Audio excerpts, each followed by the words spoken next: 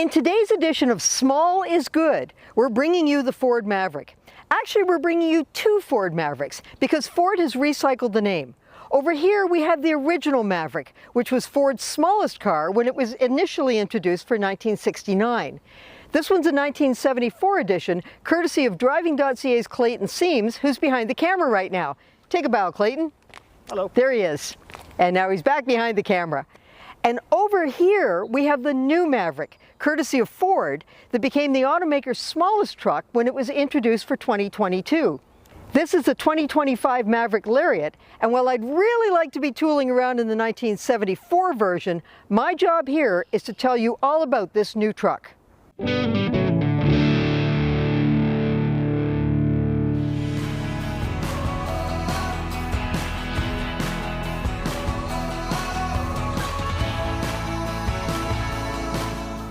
When the Maverick pickup first arrived, a lot of people turned up their noses at it and said it wasn't a real truck. But since then, many have found new homes with people who realize that if it has a bed and it does what its owner needs it to do, then yes, it is a real truck, and it's a pretty decent one at that. Rather than body on frame, it's based on the same SUV-style unibody platform that underpins the Ford Escape and Bronco Sport. It comes strictly as a four-door crew cab with 4-foot 5-inch bed, and it'll tow up to 2,000 pounds as is, or up to 4,000 pounds with its optional towing package, which includes an integrated brake controller. You can get the Maverick with a gasoline engine or as a hybrid. In gas only, that's a 2-liter 4-cylinder EcoBoost, which is Ford's name for turbocharging. It makes 250 horsepower and 277 foot-pounds of torque, mated to an 8-speed automatic transmission and strictly with all-wheel drive in all trims.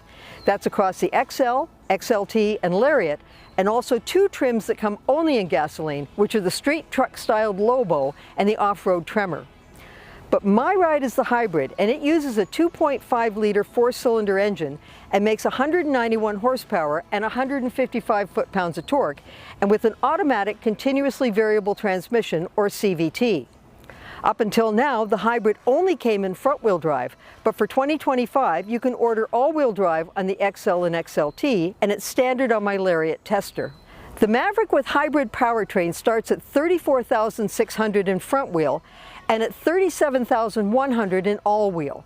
My Lariat starts at $46,600 and has a few options, including the towing package, floor liners, a block heater, and a sunroof, and they all bring it to $49,450 before freight and taxes. Across the 3 trim levels where you can get gas or hybrid, the hybrid is $2,000 more than the gasoline-only equivalent. Fuel-wise, the hybrid is officially rated at 6.2 liters per 100 kilometers in combined city highway driving, while the gasoline version is 9.7 combined. While the phrase "your mileage may vary" is always true, Natural Resources Canada estimates that you'll save around $1,000 a year in fuel with the hybrid. The hybrid obviously isn't as much of a powerhouse as the gas-only version, but it's more than enough around town, and it has no issues getting up to highway speed, and then you can pass other vehicles when you're there. It isn't the quietest hybrid system, and it does make some grunts and groans when it's switching from electricity to gasoline, but I can't see it being a deal breaker. It's a self-charging system, meaning it charges its battery using regenerative braking, capturing energy otherwise lost during deceleration, so it doesn't get plugged in. It automatically switches between battery, gasoline, or a combination, depending on driving conditions. And I really like that it's now available with all-wheel drive, which is a very popular choice in Canada for handling winter conditions. The Maverick is a decent driver, with a ride that's smooth and comfortable. The steering is precise and accurate, and it's light but not too much, so it never feels vague. Visibility is very good, and it's easy to park.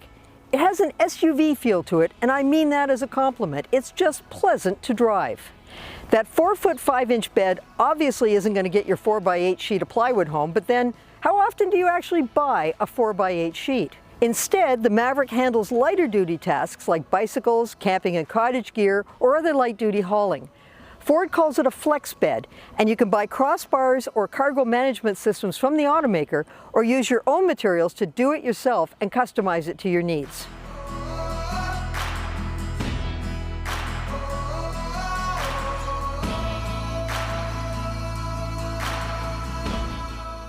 The Maverick is pretty functional inside, including lots of small item storage, easy clean surfaces, and comfortable seats. It takes a little bit to get used to grabbing the half handles on the door so your hand doesn't slide off, but the idea is that you can fit a tall water bottle into the door pocket. The rear seat cushions flip up so you can store items in the bins under them and keep them away from prying eyes. The base XL trim is basic, but it does include a 13.2-inch touchscreen with voice recognition, USB ports, and tie-down rings in the bed. You have to move up to the XLT to get push-button start, alloy wheels, a trailer hitch receiver, and a bed storage cubby, but still, heated seats and a steering wheel are optional on that trim. At my Lariat level, the warm seats and wheel are standard, along with a power driver's seat, dual zone climate control, premium stereo, wireless charger, a bed power outlet, power sliding window, and a spray-in bed liner. As far as the competition goes, the only other compact truck on the market right now is the Hyundai Santa Cruz, which is basically a Tucson with a bed in place of a cargo compartment. It has virtually the same interior as the Tucson and with more content than the Maverick across its 3 trim levels, but it's also pricier than the Maverick.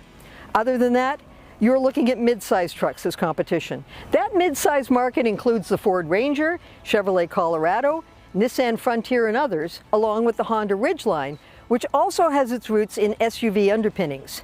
They're all good trucks, but they're still a bit larger than what many people want, especially if they're downtown dwellers who want a vehicle with a bed, but with a small footprint.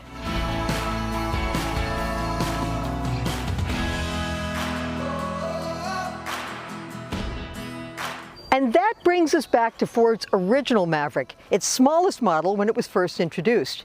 Many buyers were getting tired of oversized cars, and this was exactly what they wanted. And many buyers today are finding full-size trucks to be just plain oversized. The Maverick isn't for everyone, but then no vehicle is.